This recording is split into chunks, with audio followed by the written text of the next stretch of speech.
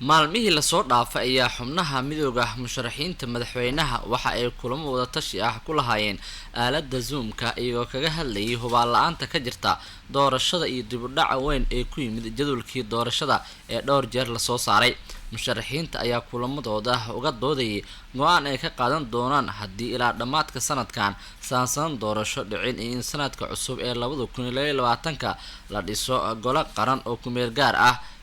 oo dalka gaarsiiya doorasho iyo dhismaha dowlad loo wada dhan yahay. xogaha la helay ayaa sheegaya in midowga musharaxiinta ay yeelan doonaan shirweyne ay kaga tashanayaan xaaladda dalka iyo doorashooyinka iyo sidii ay wax uga bedeli lahaayeen sida uu dalka haatan ku socdo.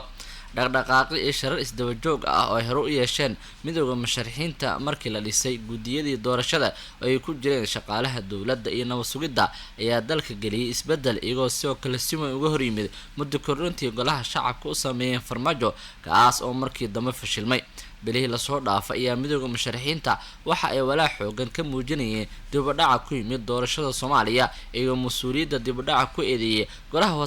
wadatashiga qaran oo hogaamiyo ra-iisul wasaare Maxamed Xuseen Roble. beesha caalamka dhankeeda ayaa todobaadii lasoo dhaafay waxa ay soo saarayeen qoraallo isdaba joog ah kuwaas oo ay ku doonayeen in markaasi lagu dhameeyo doorashooyinka Soomaaliya inta uusan dhammaan sanadka